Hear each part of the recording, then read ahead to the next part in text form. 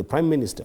And therefore, the idea is to be able to deal with that issue of the ensuing lack of stability in terms of just political stability in the country that is leading to this violence.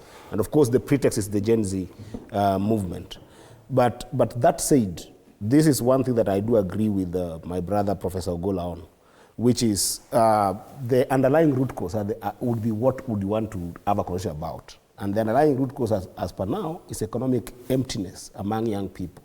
The lack of opportunities, despite the fact that you're well educated, and even if you're not educated, you've got some minimum skills, because there are some jobs that need skilled laborers or unskilled laborers and education. There are different levels, but from the unskilled levels to all the way the most educated young person in this country, there's just a small opportunity for them to be able to thrive. And I think that conversation, for me, starts and ends at the effective running of government.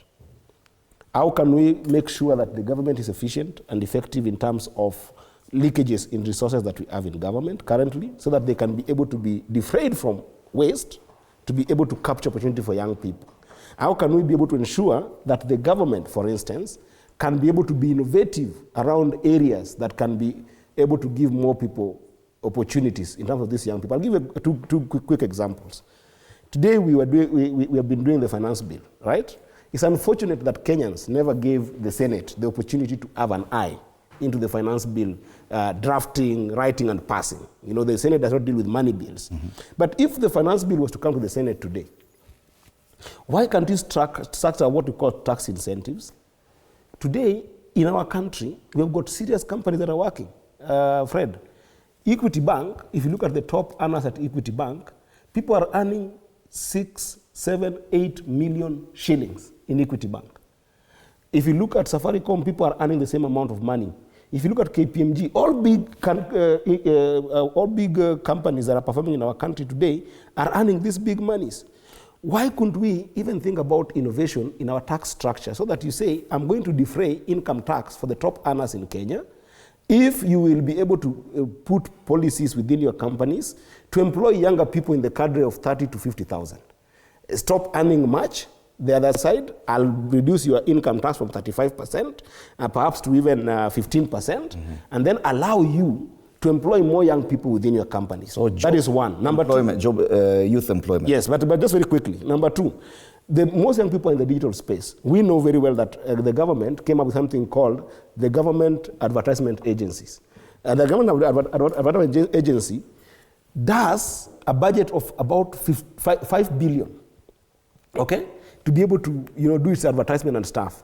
Why can't we rethink about how do we deploy that capital into the private sector to allow it to give room to employing young people? Because where government is doing these kind of things and then end up owing the Standard, for instance, 3 billion, then Standard is going to lay off about 200 young people or 300 every other time, we are losing those job opportunities. I mean, if you gave me time, I'll give you a number of incentives that the government can structure to be able to put employment to young people, including what you has talked about when you leave the university. Why can't you, perhaps instead of running ASLA funds, which is 50 billion, if you think about it, the money that is given to young people is sometimes just money to consume because of their realities. Why can't you repurpose something like ASLA fund, which is 50 billion, give it to NGOs, give it to companies that can employ young people, and then give them what we would call a stipend subsidy, okay? So that when young people leave universities, for the first 2 years, before they pay their help, they can be able to go to an NGO or any private sector, and they're getting subsidized stipend for 2 years to cover them up as they try to do what is calling tarmac. There are a number of innovations that I think that should form the agenda. And the conversation, the agenda should be, number one, economic empowerment of young people. Number two, economic empowerment of young people. Number three, economic empowerment of young people subsidized in our area of jobs and areas of income. Senator, I think this is where the conversation should go. Senator Nyoto, do you see the need for national conversation? And if at all, what should be the agenda? Yes. National dialogue, Fred, is something, it's not new. There has been calls for dialogue for many, many years. In fact, I think I've read that even during Moi's rule, there was a call for dialogue. And And there is that famous quote by people who, of course, quote the late Kariuki Chotara, God rest his poor soul in peace, that he didn't understand what dialogue was all about. And no, it was in the university. And so I think he called upon the vice chancellors that if the students wanted dialogue, then they can actually get 2 dialogues each every morning.